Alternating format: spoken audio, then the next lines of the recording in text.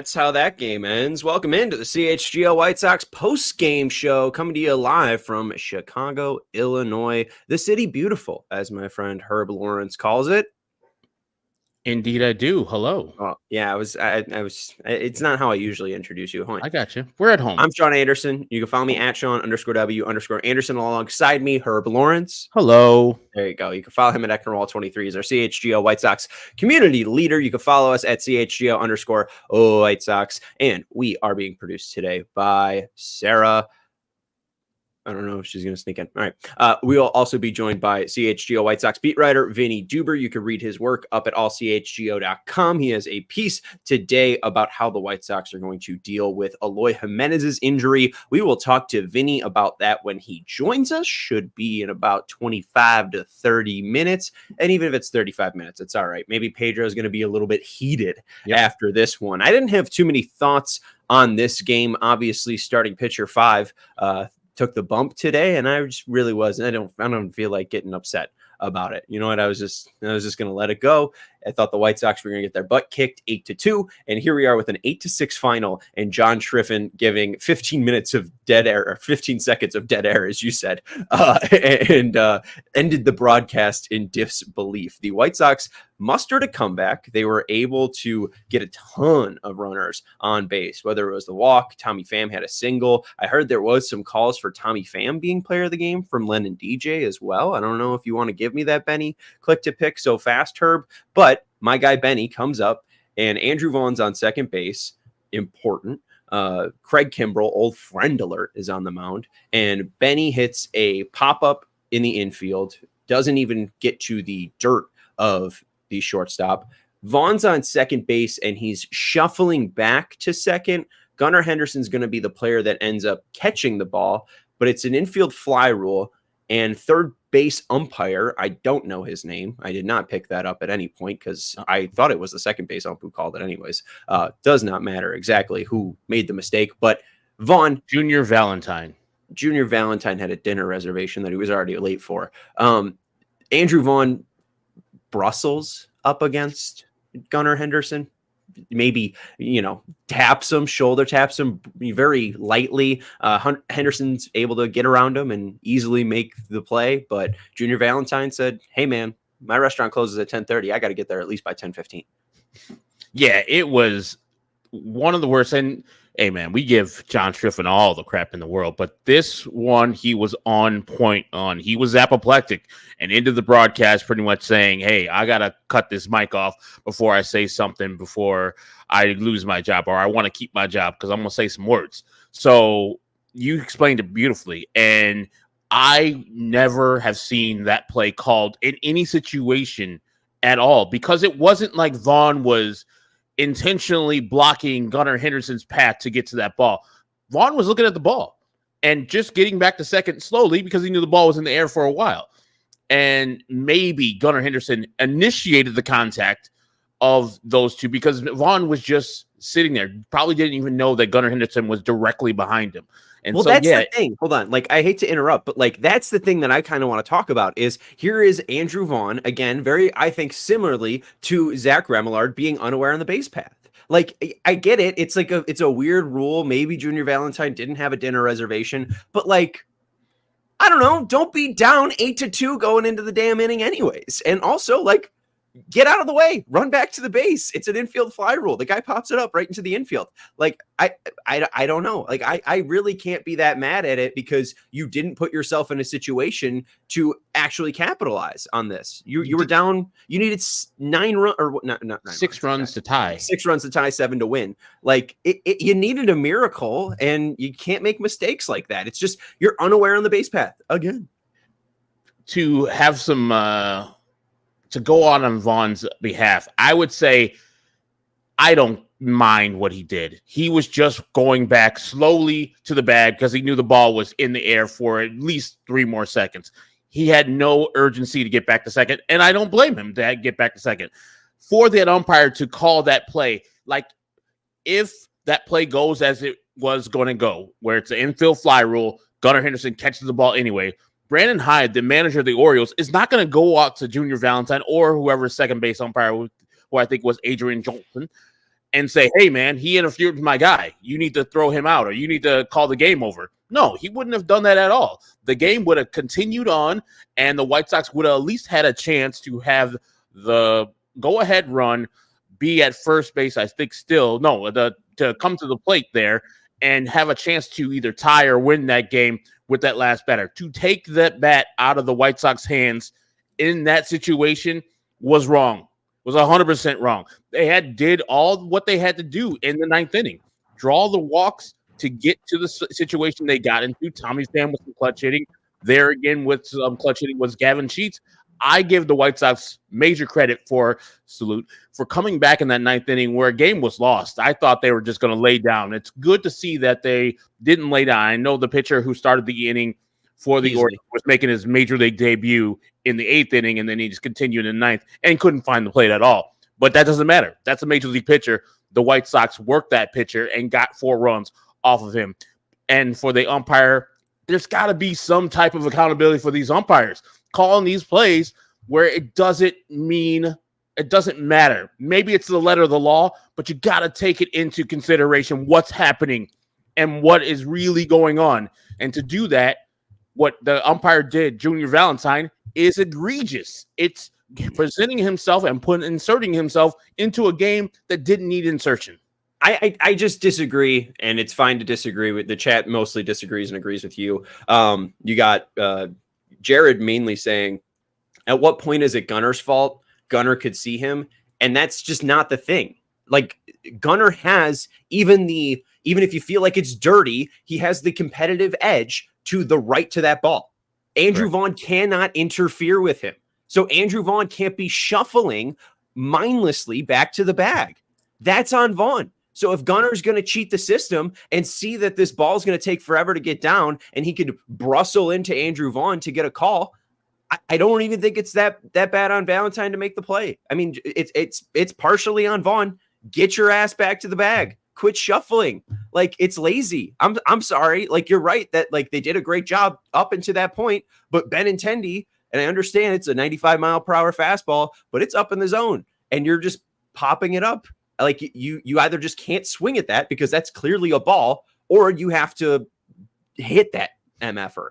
And for a guy that is in such a rut and had 2 good at-bats to start off the day, driving in 2 runs, that's a bad at-bat from him.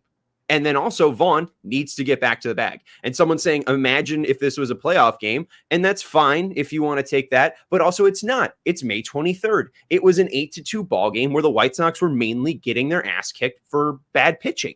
I can't say this is the most egregious call ever because it's by the letter of the law, not outrageous. If this is in the 4th inning and this game ends 8-2, are we even talking about it? Probably not.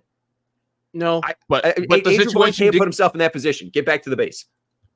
And I don't disagree. And like I said, and you just explained, it is letter of the law, but some common sense has to take over for that umpire and say, was it? Yes, but did it cause him to have any type of adverse effect to catching that ball? And it didn't matter if he caught the ball or not, because as we saw, it's an infield fly rule. The batter's out already. The runners can go on their own recognizance there, but it's just, you don't need to insert yourself into that situation. And in the game like that, I know I'm that guy, like my outs in the 1st inning count the same as outs in the 9th inning, but right there, where you're taking the bat out of the next batter's hands just because you see something that you as an umpire know is a rule, but also as a common sense person who is a human know that it didn't cause any harm towards the Orioles. So why are you calling it? I know he won't get any pushback because, as we've just explained, he is doing what the law or what the rule book says that he can do. This is Junior Valentine, the umpire. But I'm sure Rob Manfred's like, we don't want games ending on a pop fly that was called a infield fly rule and then interference that wasn't really egregious. So it's like, this is not baseball. This is not fair to White Sox fans who stayed up. All the people who are listening and watching on the show stayed up and wanted the White Sox to win that game. I want the White Sox to win that game. I know they're a bad team, and I know that win wouldn't mean nothing, but it's a good way for this team to battle back from a team that is pretty good and get a victory in the 9th inning when it seemed hopeless. So I think they got robbed in that call. Would they have won? Probably not. But also let the players decide that on the field if you don't have 100% reason to call that interference call. We've seen 2 people say umps had -1.5 for the Orioles, which, hey, it's a fair comment. It's a fair thing to throw out there. I don't think the games are rigged, but it makes me giggle at least. And Jim Cook, our guy, is saying he did get back to the bag. Go back and watch it. He did. The White Sox talk, put it up. He did, but he walks. I said shuffle, and if you look back, he's walking. He's taking his time. I'm like, Jim Margulis also posted the rule 6.01A. I'm so glad we get to do this. Penalty for interference comment. A runner who is adjudged to have hindered a fielder who is attempting to make a play on a batted ball is out, whether it was intentional or not. If, however, the runner has contact with a legally occupied space when he hinders the fielder, he shall not be called out unless, in the umpire's judgment, such hindrance, whether it occurs on foul or fair or foul territory, is intentional. If the umpire declares the hindrance intentional, the following penalty should be applied. This makes no sense. Jim highlighted the other part for a reason. But basically, it's just he hindered the fielder, and you just got to get back to the bag, in my opinion. I understand why people are upset, but I mean, I don't know. I know I can't really get upset about it. The fact that we're talking about it for 12 minutes, kind of like, I don't know. Like, I get your point about, you can't do this to people. Obviously, people staying up to watch this game. But again, if this happened in the 4th inning, would we be talking about it if the final's the same or if it's even 8-2? No. Where it happened in the game actually matters because the White Sox were mounting a comeback in their last chance to do so. So yes, the enormity is magnified because of where it happened in the game and how it ended the game. Like you just read the rules. It is a penalty. And so there's going to be no penalty for Junior Valentine because he called the call correctly, but you don't need to call that call at all because at minimum, he touched him maybe with a shirt in the back. And that's it. It wasn't like he bumped him real hard and he lost his balance. Even if it's not intentional, like there's enough of a movement. Like if you watch it, like he does have to move around Vaughn. And that's simply it. That's it. I mean, it's a smart play by Gunnar Henderson because he probably did that on purpose. And he knows the rules. And it just didn't need to be made. The call did not need to be made. That's my contention. Yes, Andrew Vaughn might have some culpability in this because, yes, he should get back and know the rules himself. But like I said, Junior Valentine has a bad way about himself making this call. He'll be the home plate umpire on Sunday. So also, I guarantee we're going to go back to Junior Valentine. He'll have some bad calls on Sunday. All right. Hey, everyone has their days. Gunnar was also up the middle because they're playing Benny on what shift you can play. So he does have to take a weirder route where Vaughn, again, is in his way. Ja Field deadlifting saying Sean is legit so far off on this take. He's coming across as someone who just wants to shit on whatever the Sox do. You don't make that call. It has nothing to do with the play. If that's your feeling, that's your feeling. I said nothing about the Sox. Again, like they should have put themselves in a better position. Sure. But also, letter of the law, he's out. I'm not trying to crap on the White Sox. This is the first time I'm seeing your name. You could have come in here and any of the other 40 games, and I don't think I've been that critical on the Sox. Like, by the letter of the law, because Gunnar is behind second base and Vaughn isn't back at the bag quick enough, he blocks Henderson and he put himself in a disadvantageous situation. If you feel like the guy made poor judgment, that's fine. But Vaughn, in my opinion, had poor base running there. It's immediately an infield fly rule. You know that ball's not getting past even the actual infield itself. You got to get back to the bag.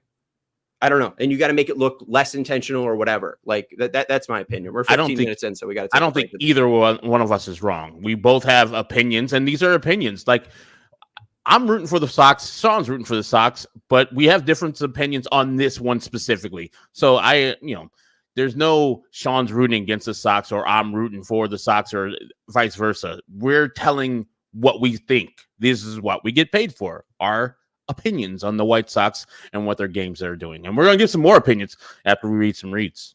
Yeah. Hey, and also if Andrew Vaughn could hit a slider that's in the middle of the zone or hit it at least fair, because I guess it was a foul ball against Grayson Rodriguez, and maybe we're not having this discussion. I don't know.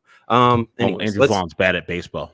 Right. Well, that's part of the thing too. Like go back and like White Sox Talk posted the clip. I'll be done. But he isn't sprinting back. Have you ever seen anyone sprint 5 feet to the bag on a pop-up that high? They should is the point. If you do, then you're not putting yourself in this situation. If you take yourself out of the lane, the play doesn't happen and you're on second base. Like, I feel like I'm taking crazy pills. We'll talk to Vinny. He probably will say whatever Pedro said. I don't know if Vinny's going to have a take on this. I feel like Vinny's just not even going to care.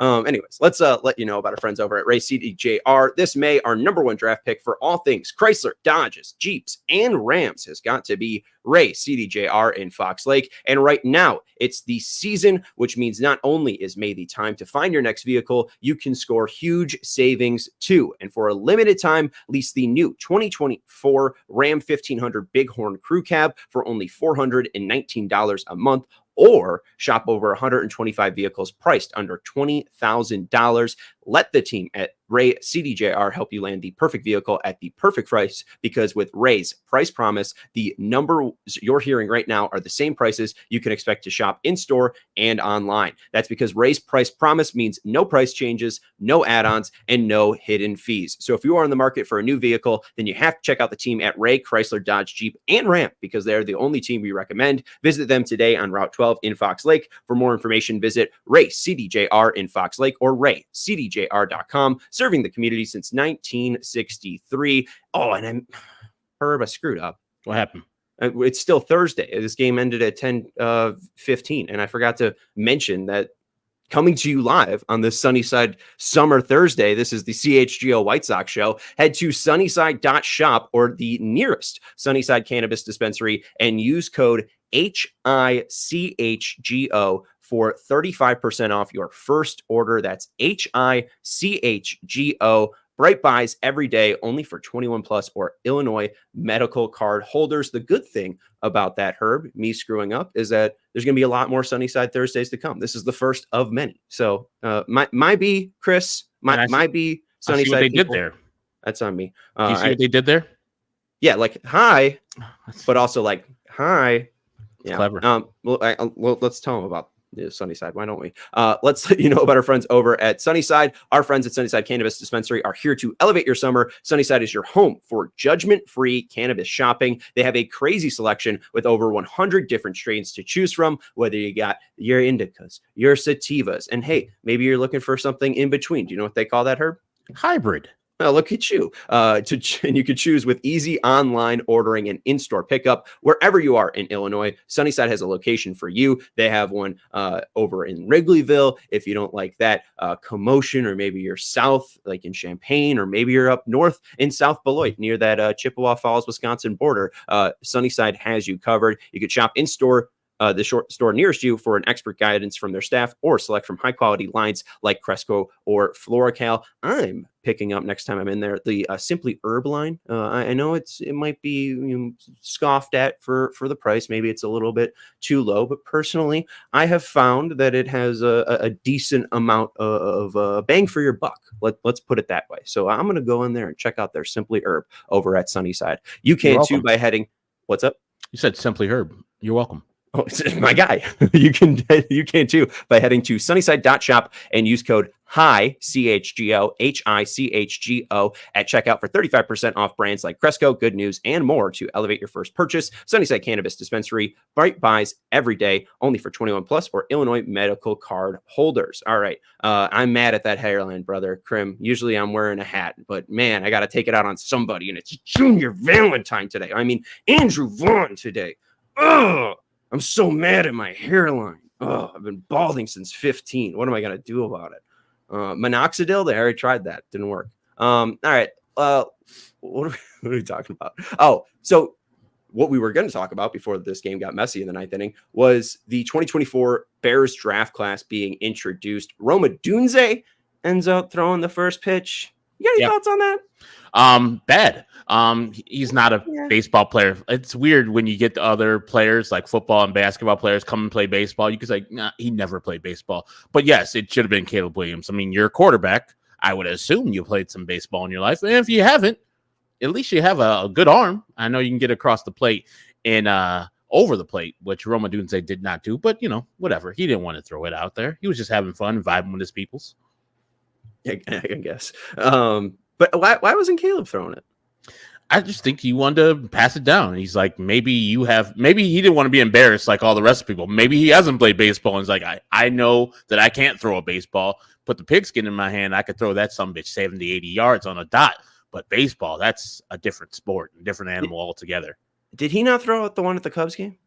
I don't know. I don't recall. I didn't watch that because they did. I will say, I was pretty sure that they were going to be, I guess that he was just at the Cubs game. But I feel like someone said that Caleb was going to be throwing it out. So I was a little bit disappointed. But let's talk about this. Who is more of a Caleb Williams figure? And I'll let you use your experience here because you were around for Frank Thomas, right? I mainly remember the 34 games from 2005, maybe not his brightest White Sox moments, but who is more of a Caleb Williams figure in White Sox history, Luis Robert Jr.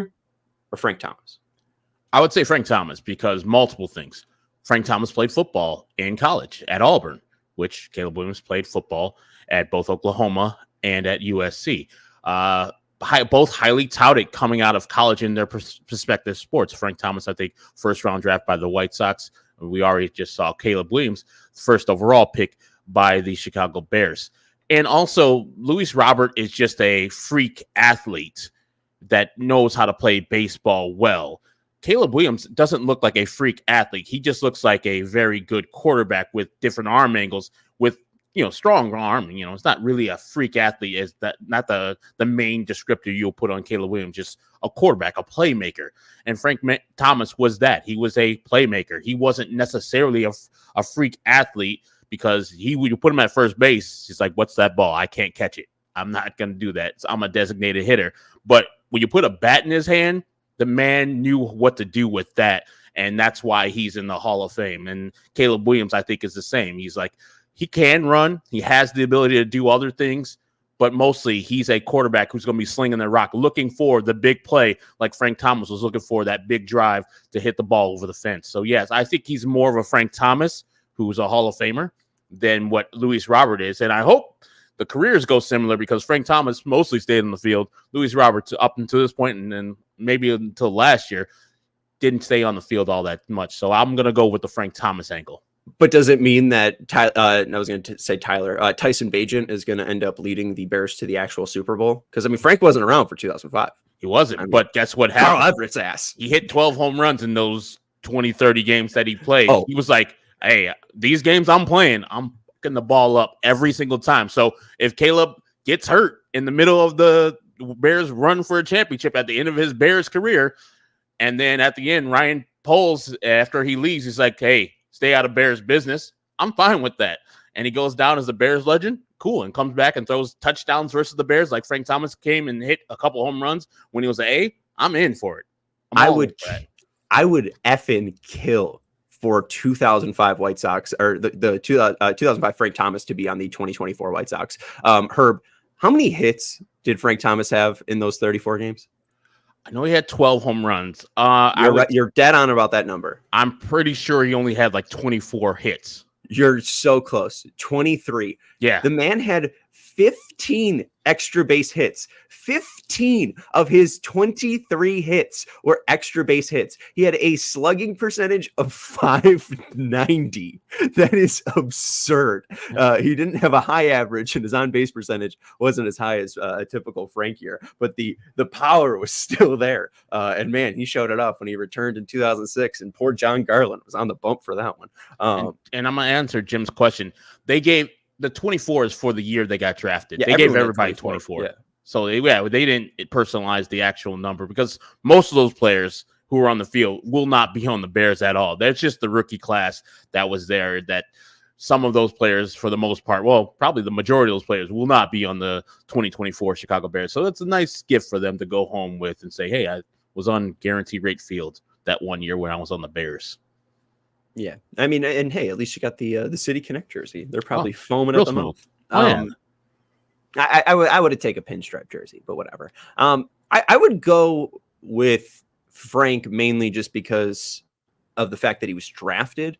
And two, the way that the draft lines up historically, that's the run of White Sox draft picks that hit. 87, you have McDowell at 5, Ventura at 10 in 88, Frank at 7 in 1989, and then Alex Fernandez at the 4th overall pick in 1990. So 4 top 10 picks in a row, and all of them becoming major league players. So I think that's kind of similar to what we just saw.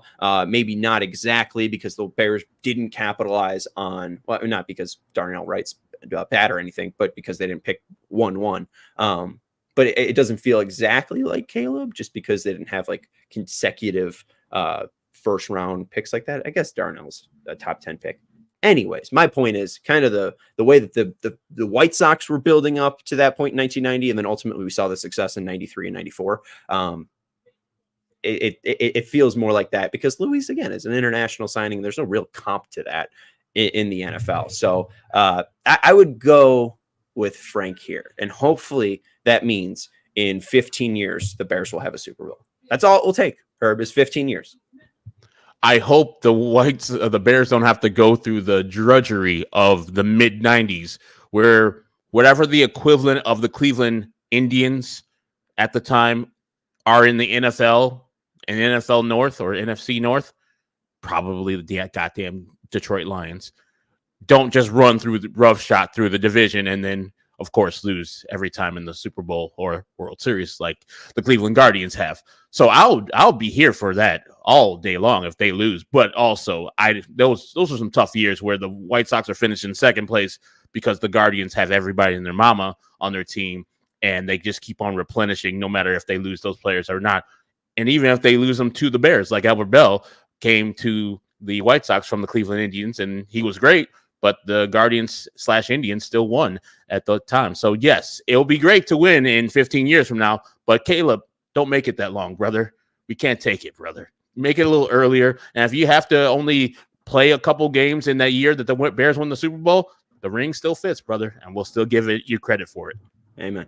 And hopefully Luis at some point gets one too. We'll talk about Luis return soon. We'll talk about his pal Eloy Jiménez hitting the IL as Vinnie Duber will join us shortly from Guaranteed Rate Field. And two, just to cap this off, because I mean, I don't want to talk about it. I mentioned that I didn't want to talk about it for too long, and here I am, Herb, talking about it. Mike B. Husky at least brings up a comment that I thought should be brought up, because I think it sums up my feelings. I think everything can be true, is what Mike B. Husky says. Benny is awful. Correct. Vaughn is awful. Correct. The Sox are dumb and awful and deserve to lose. Yes. And the call is atrocious and terrible. Look at Mike. I think that's probably just bang on right there. Do I want the game to end on a infield fly runner's interference call? No. What did they but tell also, you? Uh-oh. That's Andy Vaughn. We have Andrew Vaughn ready for. Oh, we're gonna have some Andy Vaughn tape after this, guys. Let's take a break and then we'll hear what Andrew Vaughn has to say. All right. No, Sarah's all good for apologizing. She's just letting us know that it's there, and she's also just adding the media. So that's what happens. But let's let the people know about PrizePicks. Also, I said that you're doing the CD1 one after this. I got you on that one, but let the people know about PrizePicks. PrizePicks is the largest daily fantasy sports platform in North America. We are the easiest and most exciting way to play DFS. It's just you against the numbers. Let me brighten that up a little bit more. Instead of battling thousands of other players, including pros and sharks, you pick more than or less than on 2 to 6 player stat projections and watch the winnings roll in. Baseball season's underway. Don't miss your chance to add your favorite players from the diamond in your prize pick entries. Whether it's strikeouts, RBIs, first inning runs, take your pick, more or less, and add them to your prize pick entry today. Get in on the playoff action and win up to 100 times your money on PrizePicks. And you can see the world's best players take the game to a whole new level doing basketball's postseason. The playoffs are on right now. We're in the conference finals. What are you waiting for? Get on PrizePicks right now. My 2 players that I usually pick are Ayo Dosunmu more than points, rebounds, and assists, or less than with Trae Young on points, rebounds, and assists. But both of those players are out of the playoffs or the play-in game. So I didn't pick any of those guys, but this playoffs right now is exciting. I will go with Luka Doncic because that man is having a great playoff series, and even Kyrie Irving is having a great playoff series. But you can't pick both of them only. You have to pick you can't pick two from the same team. I learned that the other day. So you got to pick Luka Doncic for points, rebounds, assists, and maybe go to a cat with points, rebounds, assists, either more than or less than. What you need to do right now, though, is to go to prizepicks.com/CHGO and use the code CHGO for first deposit match up to $100. That's prizepicks.com/CHGO and use the code CHGO. Pick more, pick less. It's that easy. It is that easy. It's that easy that you're done with. I mean, that's just a boom read. That's a well-oiled machine right there, Herb Lawrence. Want to let you know about our friends over at CD1 Price Cleaners. Other cleaners charge a different price for every garment type. That is not the case with our friends over at CD1 Price Cleaners. They charge one low price for any garment, even those sports jerseys you got mustard on. The same one low price every time. Other chargers upcharge you and may have a different price each time you visit. Again, at CD1 Price Cleaners, that is not the case. And CD1 Price Cleaners has your order ready the same or next day. Other cleaners take 2 to 4 days to have your clean garments ready. And when your garments are ready, they will shoot you a text when your order is ready for pickup. They offer a wide variety of services that you could save over 30% on your dry cleaning bill by switching to CD1 cleaners. They'll dry clean, they'll wash and fold your laundry, they'll wash those blankets and comforters for you. They'll tailor and alter your clothing as well, and they'll clean any leather clothing or maybe some. Can you have a leather rug? You can clean area rugs there. What leather thing? Leather boots? Jacket. Yeah, I was thinking of Jerry Reinsdorf's jacket, the one he wore to Springfield. Is it Pants. just leather jacket? Leather pants. There you go. Visit chgo.com. Chaps. Leather chaps. Maybe it's your leather chaps. Yeehaw. CHGO. Visit chgo.cdone.com. The link is in the description. That's cd1.com or chgo.cd1.com. The link is in the description as I fumble it. Once you're there, you can pick from an in-store coupon or online pickup and delivery coupon options. Thank you to our friends over at CD1 Price Cleaners. Let's go and hear from our guy, Andrew Vaughn. What did they tell you? No, they didn't tell me anything, actually. They just said it was out. What happened down there? Did you make contact with Henderson, it looked like? So I was reading the play, saw the pop-up, knew it was an infield fly, read it, started shuffling back, and then he kind of breezed by me on the right side. And then, he went and made the play, and then umpire called me out. What was your level of surprise at that call? Yeah, I thought it was a big surprise. I mean, I didn't feel like he was, deterred from making the play. It was a high pop-up. We were all reading it. As a runner, I got to read it and make sure I can get back to the bag. So I was shuffling back to the bag.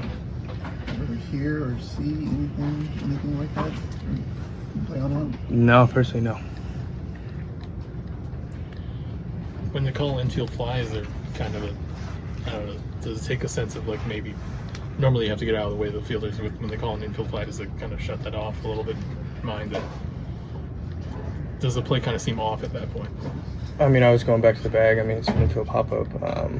Runners can advance on their own, but in that situation, I'm going back to the bag. How did you said he didn't say anything to you. How did you find out that you saw him signal that you were out and the game was over? No, he breezed by me. I think he muttered something, probably like Gallo or something. Then I was going back to the bag. How did you know from the? You said the umpire didn't say. He just and he just pointed. And then said, "Game just said you're out." Yeah. Really? And I don't know how. My back's turned to the shortstop. I don't know where he's at. Right. So, I don't know what other decision. I'd like to know an answer to that. You said you breezed by. Did you feel contact? Maybe barely. Yeah. It's been we talked about ad nauseum, but it's been a tough year. You guys had a good comeback, good fight in the ninth inning. Did you like what you saw from the team, up until that last point? Yeah, that was great. That was a great fight. Thanks, Andrew. Great fight. I mean, it wasn't a split decision. We'll say that. I mean, I guess it's a little bit of a split decision, but it's like, I mean, it's more, in my opinion, 30-28, less than, two umps are calling it, 30-29 and another guy's got it 30-29 the other way. I don't know. Whatever you feel It's your opinion. Go watch the clip. It's up at White Sox Talk. Whether you feel like John Triffin or Herb Lawrence that it's the most egregious call ever, or that Andrew Vaughn shouldn't have been shuffling back to the base. And mainly, too, I don't even think I should be criticizing Andrew Vaughn that much because, again, it's just a bad position. Gunnar Henderson's behind him, and Gunnar has to take that route. And like Andrew says, he's like, I don't know what to do. I really do. How about Gunnar telling him, get out the way? Yeah. I mean, he recognizes that, but can't feel Gunnar hitting him. Again, it's also on Benny. I mean, that's just a bad ball to swing at. Can't be swinging at that ball. And also, if you're thinking of hitting a ball that high, you have to get under it, and you have to like not get under it like that much. Like you have to square that MFer up. And he did not do that. He put his teammate in a bad position. Yeah, and the thing is, like Tommy Pham, when they're doing the all access thing, and they barely did that. They did it strong early, and then they like got away from it after Chris Getz left the booth. But they talked to Tommy Pham and they asked him, hey, what do you expect? What do you want today from your team? It's like, I want better quality at bats. And you didn't get that. And in that situation where you're looking as the tying run or as the winning run and you're Andrew Benintendi there, I know you're looking for liftoff, but also you got this pitcher on the ropes. You just got in the game. It was Craig Kimbrell. So you know he's going to be a little wild. You know he's going to be everywhere around the ball plate. And so take some time. And what are you going to do with that pitch anyways? Like in your greatest imagination, Andrew Benintendi, what's going to happen at the best level there if you hit that ball? You're just going to top that ball up like you did because it was so high. Like you're not going to do anything with that. Fight for another pitch. Get your pitch and crush it. You have all the power there. They're on the ropes. And why are you giving them and bailing them out? So this is just another thing about that team and those players not coming through with good clutch hits. And it's not because they're not good, because that's part of it. It's because they're not good at decision making and swing decisions and what they're doing at the plate. And there's another example of what Andrew Benintendi brings to the table, which is absolutely nothing. He's really very replaceable. He's one of the worst, if not the worst player in Major League Baseball currently. And today, even though he drove in 2 runs with 1 walk and a single, he's still costing the team at the end of the game. And if Benintendi's not the worst, the guy who's making the runner interference is probably the worst. I mean, these are 2 players we're talking about that have batting averages under 200, that have on-base percentages under 260, and have slugging percentages under 300. They've just been bad, and there's no other way to put it. And I know that Benny's talking about expected slugging percentage and expected batting average, and our guy Beefloaf had a post and even discussed it with Jordan Lazowski over on the Au Jus about if Benintendi's unlucky. And it's like any stat like that that's trying to be predictive is not going to think that the guy is just going to be this bad the entire year. So if I see his numbers go up, sure, they're going to go up, but will they be anywhere near where they should be? No. I mean, even if he doubles his performance right now by OPS plus, he's going to be at where he was last year. And Herb, last year, as we know, he sucked. And here you come taking the crown for biggest Benny hater, posting his -19 WAR or whatever it is, showing off that he's the worst player in baseball. And Luis D is saying, surprised Herb didn't say it was Benny's fault for the interference call. So I just got to say, Herb, I think you're coming for my crown. I think I need to start drinking myself into a stupor once you bring up Benintendi, because I guess I'm not the biggest hater. John Triffin shouldn't be calling me out anymore. And I hear what Mike and Luis are saying, being likable. As they say in Glenn Ross, likable, good. Go home and play with your kids. They're baseball players. I don't need them to be likable. I just need them to be good baseball players. Like, I don't know if Tommy Pham is likable, but that some bitch hits every time he gets to the plate.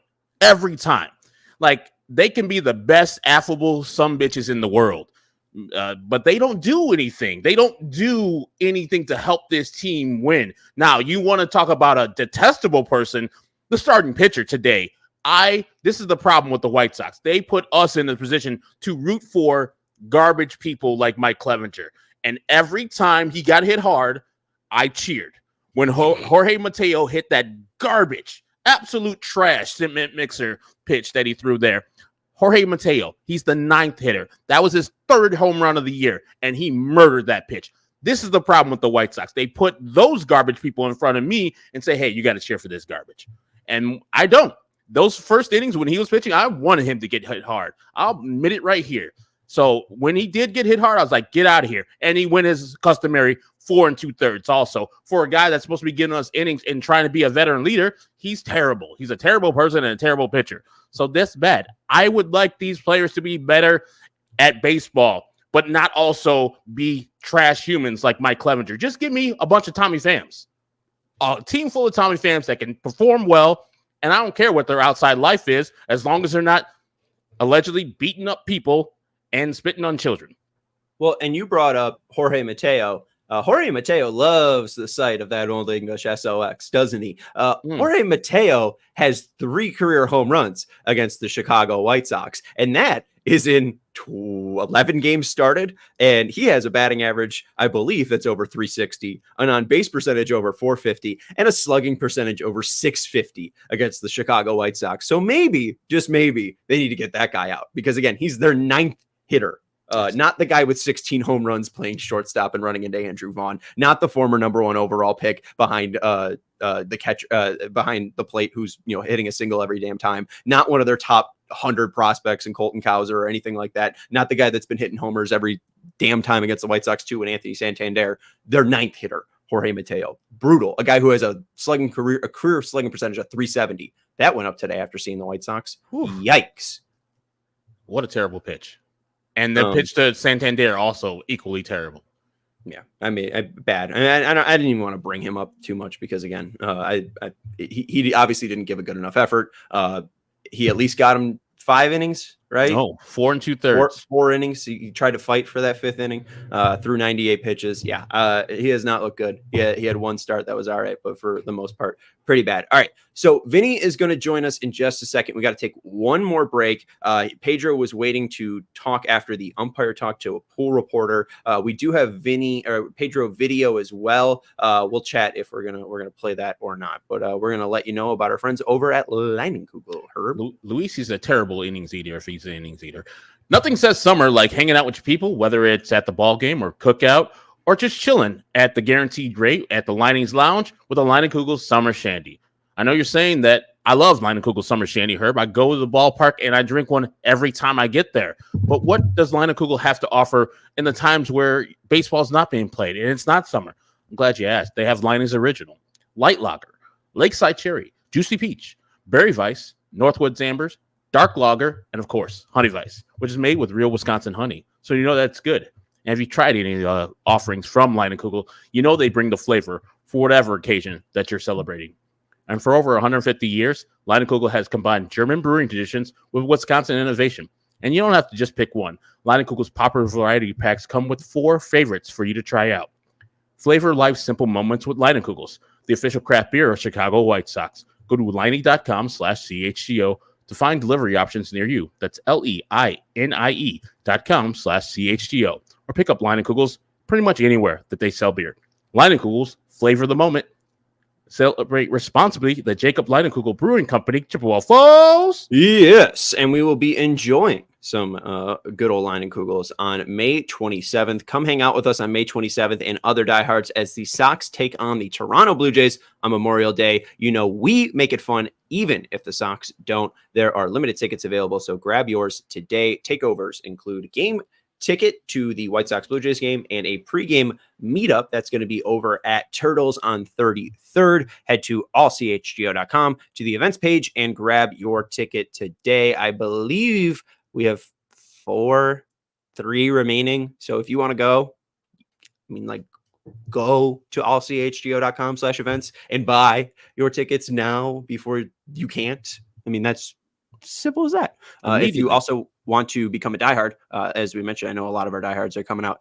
If you sign up to be a diehard today over at allchgo.com, you get a shirt of your choice. You get to join the CHGO Discord lounge. You get premium content like Vinnie Duber's White Sox Weekly on Monday, but you also get 20% off events. So maybe you get the diehard membership, then you go use the 20% on the events page. There's also a buy. We got 3 takeovers coming up. So you can also, on that Toronto page, you could buy a ticket for all 3 of them, and you get a shirt with that purchase as well. So you can get 2 shirts and 20% off. So go check that out. AllCHGO.com. We got a lot of fun things coming up. Let's head out to our friend Vinnie Duber. Actually, let's not do it. We're going to put Vinnie on ice. Let's head out to Guaranteed Rate Field to our friend Pedro Grifol and hear him talk about this call that we're riled up about. Oh, hold on. Sorry. Okay. Maybe we should go to Vinnie. Sarah's behind the screen scenes scrambling. Hi, Vinnie. Hey, guys. How are you? Yeah, Vinnie Duber. You can follow him at Vinnie Duber. He's our CHGO White Sox beat writer. You could read his latest piece up at allchgo.com about Eloy Jiménez's injury and how Pedro Grifol is going to manage Eloy Jiménez being on the IL. 1 sec on the Grifol video. So why don't we just talk about that ending and your thoughts first, and then we'll go to the Pedro thoughts, and you can explain it a little bit more. But what do you think, Vinnie? Should it have been called? Should it have not been called? Is it on Vaughn? Is Henderson making a smart baseball-y play? Is it a pitch Benny shouldn't be swinging at? How does Vinnie look at it? I don't know about that last one. Certainly the pop-up is not what you want in that situation. But listen, I think everybody probably did what they were supposed to do there with really everybody on that play did what they were supposed to do. The feeling post-game is that maybe the umpires shouldn't be required to make the call like that. I think that the way that the rule says once a runner or once a fielder is determined to be impeded by a base runner, boom, that's it. And it doesn't matter what happens after that. It doesn't matter that Gunnar Henderson had plenty of time to catch the ball. It doesn't matter that Andrew might or might not have actually even made contact with Gunnar. It's just the idea of, boom, he had trouble getting by that base runner. That base runner has been ruled to have interfered, and that's it. So the idea, as we're going to hear from Pedro Grifol with the kind of complaint maybe that the White Sox had after that game, is not that the umpires did a poor job. It's that the umpires were not allowed to do a better job, right? That the rule prevents interpretation, which probably at the end of the day, if you're asking me what would have been the best outcome from a baseball standpoint, to realize that the shortstop made the catch with no problem, let the game go on, let the game continue one more out. But that's not what the rule book says, and so I don't think I don't think anybody is blaming the umpires for the call that they made. It's that they couldn't make a better call. Yeah, it doesn't say ... unless the game's a barn burner. The guy's calling it by the letter of the law. And if you don't feel like it should be the letter of the law, oh well. I know one guy who doesn't think it should be the letter of the law and thought the game should be extended. That's Pedro Grifol. Let's hear from the manager of the Chicago White Sox.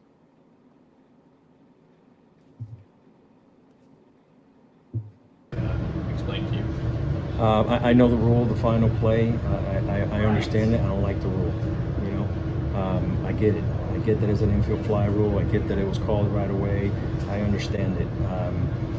But I don't have to like it. And I just don't like the rule. I think that rule, needs to be to a point where if that fielder is impeded by the runner to catch the baseball, then I can see it. But in this situation, he's camped in the middle of the infield, with his arms out, waiting for the ball to come down. So I understand the rule. I understand how they called the rule. That I'm okay with that. I just don't like the rule. I don't think a game should end like that. That's just my opinion. And the other part of the rule that I don't like is, I understand that it's an infield fly, but the runners are at their own risk, and Bonnie's going back to the bag. I mean, he didn't impede him on purpose. As far as the contact, I don't know if there was contact or not. There doesn't have to be, for that play to be called. But what I didn't like about it is that he had plenty of time to catch the baseball. He was camped underneath the baseball. His arms were extended like, I got it. Which again has nothing to do with the rule. With the rule being, they called the rule correctly. All right, they called the play correctly based on the rules. I just don't like the rule. No game should end like that. That's just my opinion. So the idea that it should have been open to more interpretation by the umps. Well, the thing is that, yeah, you would like it to be, but it's not. That's not the way it is. Because as soon as that interference is called, you don't call the interference after the play is made. You call it right away. And once that interference is called, play's dead. In this situation, it's an infield fly. The batter's out, the runner's out. So I get all that. I get it. I just don't like it. I don't like the rule. I think it's I think that they need to take a look at that rule and really talk it over, because no game should end like that, especially if the guy makes the play with plenty of time, camped underneath the ball, waved his arms, made the play, no problem. You know, so there's a couple things I don't like about it. That's being one, and the other one is, what do you want the runner to do? You know, if the guy's behind him, the runner's in front of the fielder, ball's up, he's going to the bag.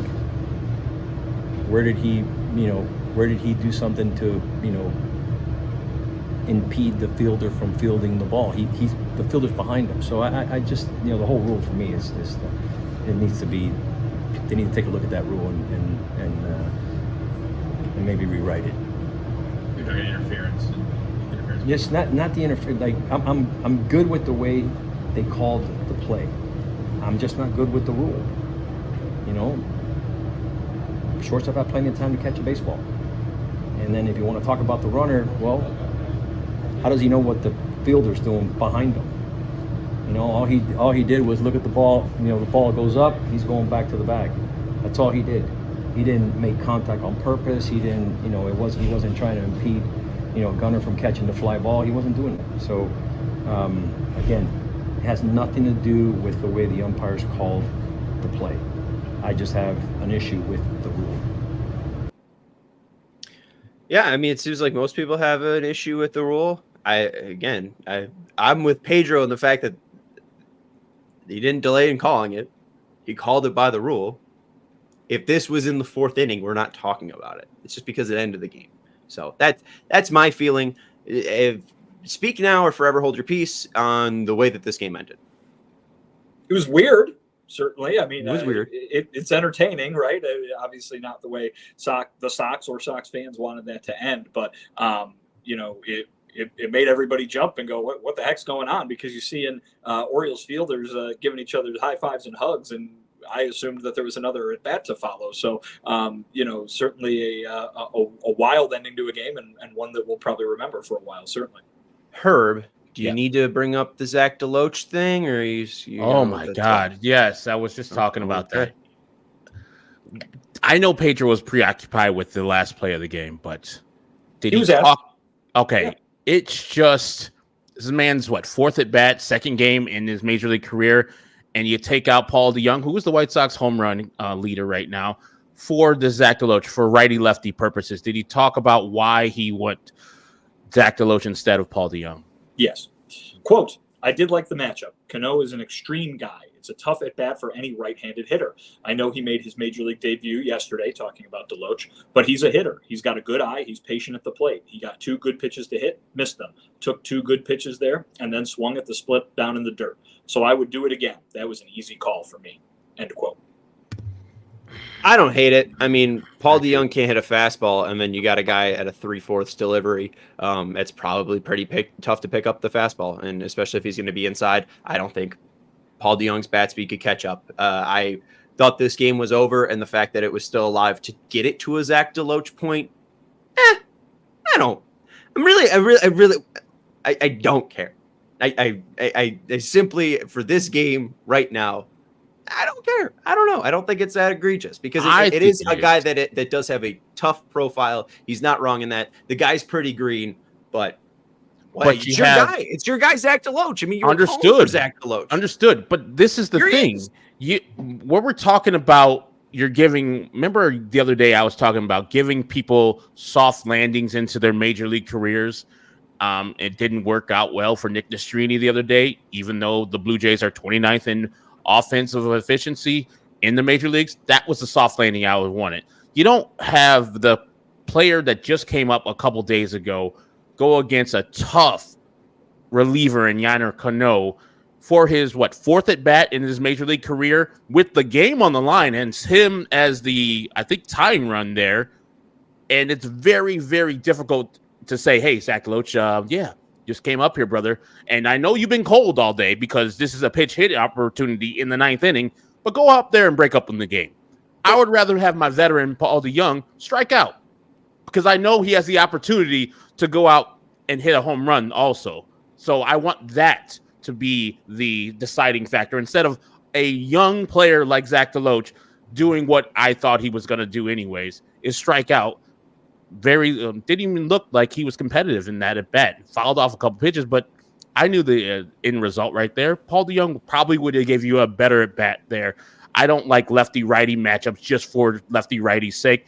I like the veteran batting against a veteran pitcher, and if that veteran batter loses, I say, hey, Pedro, I'm good with that. Either Zach DeLoach strikes out or Paul DeJong strikes out. I mean, I see that's the way it happens either way. They were either 21 games under 500 or 19 games under 500. The fact that, again, it got to Deloach, I really I don't mind the decision. It's the process of the decision. I think that his process was wrong, putting in a rookie, making his second ever appearance in a major league game. But Deloach is probably excited that he gets that opportunity. And again, like it's not the World Series. Like, give him the opportunity. Paul DeJong's career isn't going to change because he didn't bat. I don't mind if he starts him and plays him, but to have a person that coming off the bench cold and ask him to do something that he hasn't done is kind of difficult. Yeah. I don't mind giving youngsters opportunities. You know me, I want them to play, but start them. Like, you should have started Corey Jokes today. You know, your guy, Corey. I'm getting pissed that he's never starting.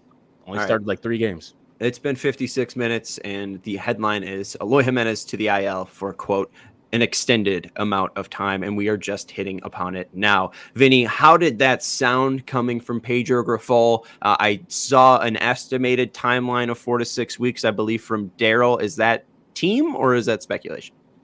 Daryl's reporting it as far as as far as I know. That's not what I mean. Pedro didn't give us that specific today when he talked, but he did kind of compare it to how long Luis Robert Jr. has been out. That's kind of in the same neighborhood. He thought it might be a little shorter than that as to stay on the IL for Eloy than what Luis Robert Jr. is still kind of wrapping up at the moment here. But yeah, they're going to be without him for a while. And I think that was what Pedro was trying to get across, is that this is going to be, like he said, an extended absence for Eloy. They found out today he didn't, again, really use a lot of medical terminology, but he did say that he beat up his hamstring pretty good, which would lead me to believe that it is, if I can translate, a somewhat serious injury for Eloy Jiménez, and that it will be, several weeks. It sure looks like. So it's going to have an effect because you take Eloy Jiménez out of that DH spot every day. Not only does Pedro, have that to play with if he wants to give a guy like Corey Lee some extra at-bats, or if he wants to give Paul DeJong a half day off and let him be the DH for a day, but it takes kind of Gavin Sheets out of the outfield mix, I would think, for the most part, unless there's a real critical need to get somebody else in there as the DH. I would think Gavin Sheets kind of moves into that DH role fairly regularly, which then opens up more outfield,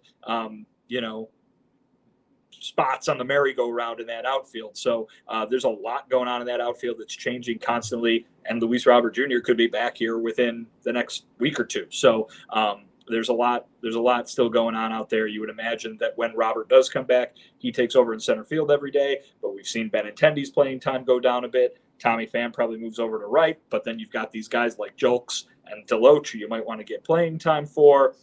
It's a lot of puzzle pieces, and Pedro's going to have a lot to choose from every day when he decides how to put that together on a daily basis. We've seen on this rotation, when you don't perform in the starting rotation, you get moved to the bullpen. We saw today's starting pitcher, Mike Clevenger, for his 4th start as the Chicago White Sox. He's gone 2 innings, 4 1/3, 4 2/3, 4 2/3. It's been a consistent theme where he doesn't get through the 5th inning. And for a starting pitcher, especially what the White Sox went through yesterday, where they had Nick Nastrini pretty much get blown up early and have to have the bullpen cover a couple innings there of like 5 or 6 innings there.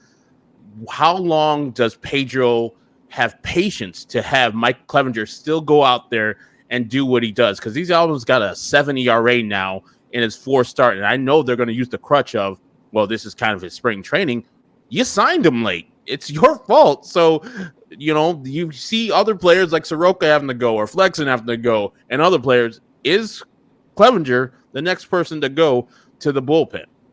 No, I don't see that happening really at all unless things get really, really bad over the course of a much longer period of time. We can even talk about Soroka. I believe he was at 9 starts, if I'm not mistaken.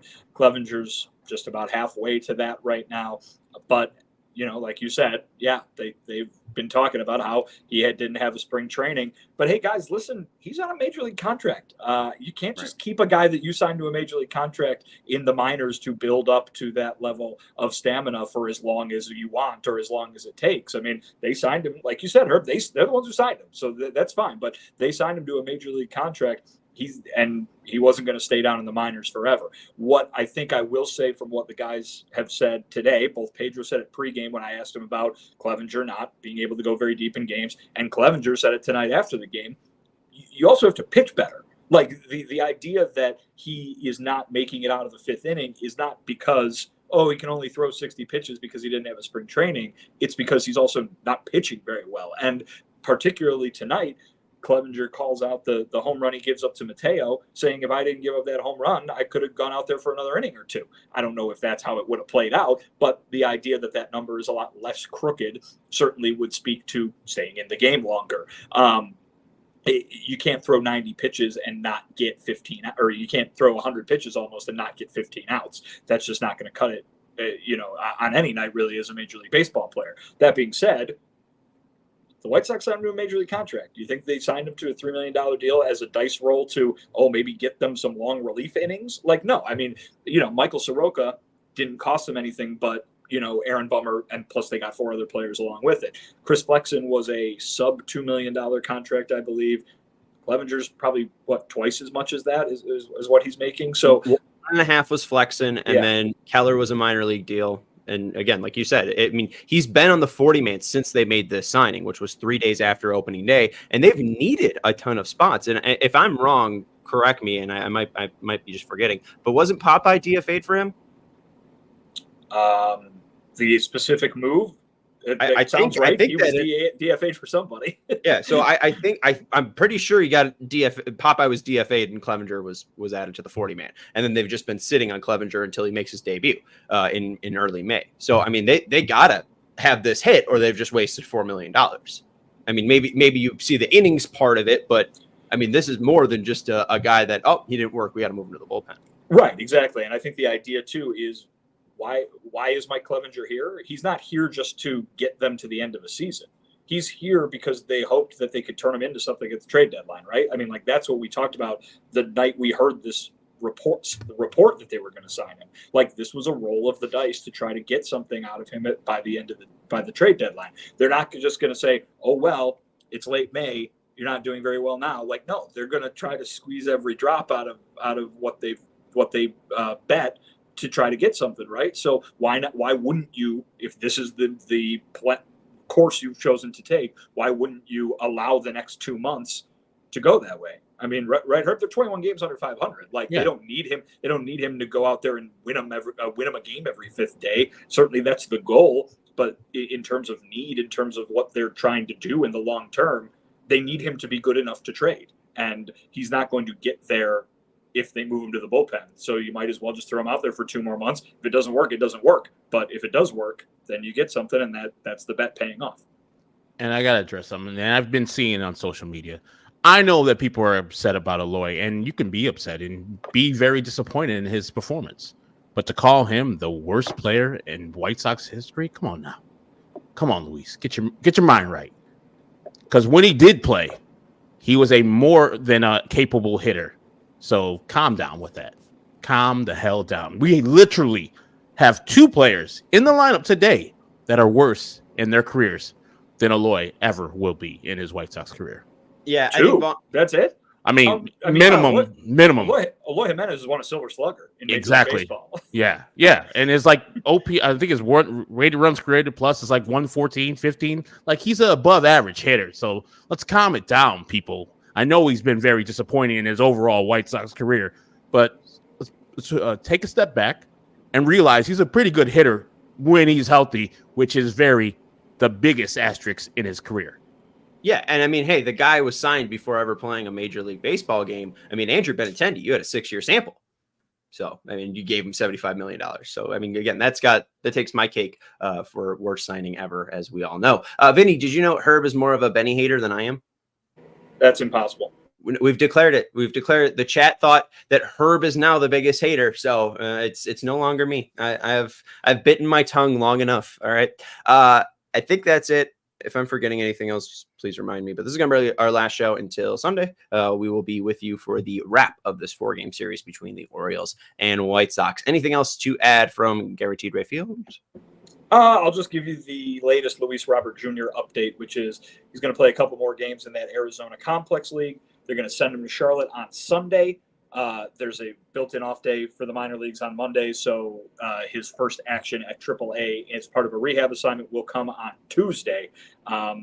As for how long that lasts, who knows, but they're going to try to get him the right amount of at-bats, try to get him his timing back, and I guess if he gets it back quick, he could be back here pretty quick. Took him one pitch in the warm up yesterday to go deep. So hey, maybe he just needs that one swing, and they'll immediately put him on a plane and get him to wherever the White Sox are. Excited to see Luis Robert join the team, and we will see you guys on Sunday. For CHGO White Sox beat writer Vinnie Duber, you can follow him at Vinnie Duber and read his work at allchgo.com. For Herb Lawrence, our CHGO White Sox community leader, you can follow him at Ecknerwall23. I'm Sean Anderson. You can follow me at Sean_W_Anderson. We want to give a huge shout out to everyone joining us. Make sure you hit that thumbs up button, but mainly we want to give a thumbs up to our producer Sarah for having those 2 videos ready for so we could play during the show, and she stayed on her toes and had those ready to play. So thank you, Sarah, and we will see you on Sunday. Bye. We all silly like the mayor.